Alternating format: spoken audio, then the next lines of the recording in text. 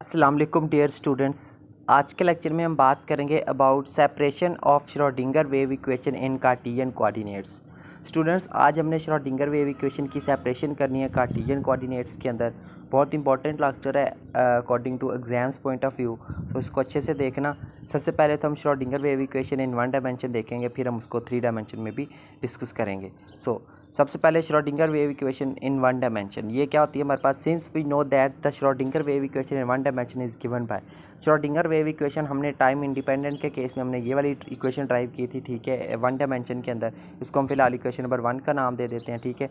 And Schrodinger wave equation in 3 dimension, since we can extend equation 1 in 3 dimension, यानी किसी equation को हमने extend करके लिखा था 3 डायमेंशन में, वो क्या थी हमारे पास, ये वाली इक्वेशन थी, ठीक है। इसको हम क्या देते हैं, इक्वेशन नंबर 2। इन्हीं दो इक्वेशंस को अब हमने यूज़ करना है। अब हम आते हैं इसकी सेपरेशन ऑफ वेरिएबल्स की तरफ। ये क्या है, since equation 2 is a partial differentiation equation of 3 variables. अब हम जानते हैं कि यहाँ पे ये जो हमारे पास इक्वेशन नंबर 2 है, ये हमारे पास एक पार्शियल डिफरेंशियल इक्वेशन है 3 डायमेंशन के अंदर, ठीक है।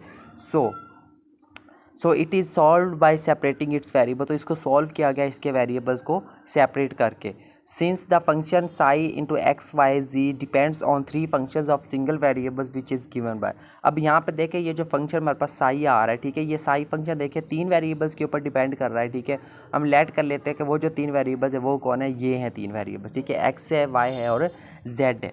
अब हम क्या करते हैं जी, अब हम देखते हैं by taking double derivative with respect to x we get, ठीक है। अब हमने क्या करना है, इसी इक्वेशन का हमने डबल डेरिवेटिव ले लेना है विद रिस्पेक्ट टू एक्स। जब हम डबल डेरिवेटिव एक्स के लिहाज से लेंगे तो ये दोनों तो कांस्टेंट हो गए, ये शुरू में आ जाएंगे, ठीक है। इसका डबल डेरिवेटिव आ गया और इसका भी क्या आ गया, डबल डेरिवेटिव आ गया एक्स के लिहाज से, ठीक है।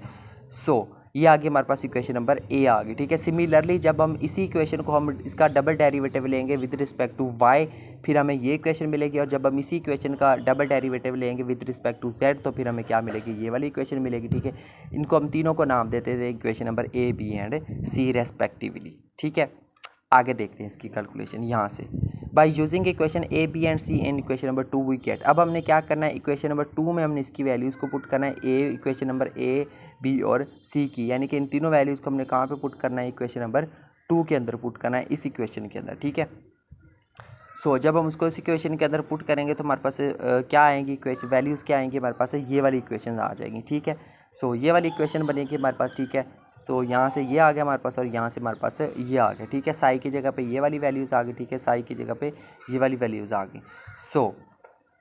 By dividing with x y and z on both side. अब हम क्या करें, इस पूरी इक्वेशन के दोनों साइड पे हमने एक्स वाई जी के साथ क्या कर देना है, हमने जो है वो डिवाइड कर देना है, ठीक है। जब हम डिवाइड करेंगे तो ठीक है, तो यहाँ पे देखिए हमारे पास ये दोनों जब बटे के से नीचे इन तीनों से डिवाइड करेंगे तो वाई और जी आपस में कैंसिल और पीछे क्या रह जाएगा, सिर्फ एक्स रह जाएगा, ठीक है।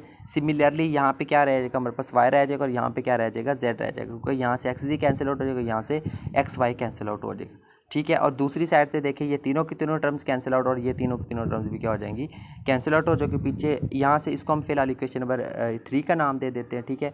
Now to separate the variables we can write. अब हम वेरिएबल्स को सेपरेट करने के लिए ये जो v है इसको हम एक्सपैंड करके लिख सकते हैं V x plus V y plus V z, और सिमिलरली ई को हम क्या लिख सकते हैं, E x plus E y plus E z, ठीक है। तो हम क्या करेंगे, ई के जगह पे हमने ये इक्वेशन कंसीडर करनी है और इस वी के जगह पे हमने क्या, ये इक्वेशन कंसीडर करनी है, ठीक है।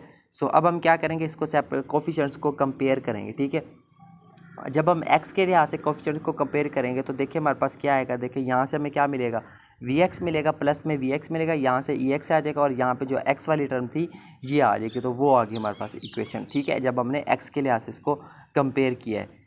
इसको जब हम मल्टीप्लाई करेंगे दोनों साइड पर एक्स के साथ, तो हमारे पास यहाँ पे ये वाली कोई, यानी कि ये वाला कैंसिल आउट हो जाएगा, इसके साथ भी एक्स आ जाएगा, इसके साथ भी एक्स आ जाएगा, ठीक है।